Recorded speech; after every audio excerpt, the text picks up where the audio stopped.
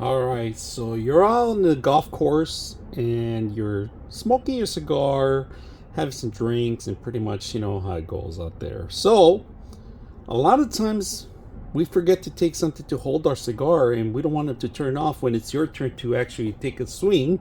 So, this is a perfect item for you guys. Now, this is a magnetic wrapper, so we're gonna actually show you how it works. So let me go ahead and demonstrate. All right, so it's very simple. So you do have these things, all right, that just automatically, they're like little buttons that actually tied up in here, and they have different notch, if you guys can see that.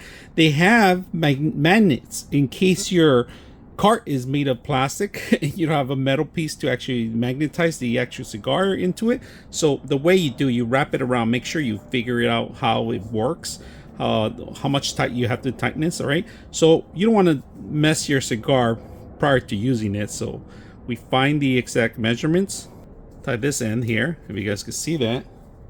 That's pretty much it. And I'm going to show you that it has a built-in magnet on this side right here. So whenever you have your cigar lighting up, use this as an example. You're in your cart and you find a metal piece, and all you got to do is magnet. It's going to hang in there.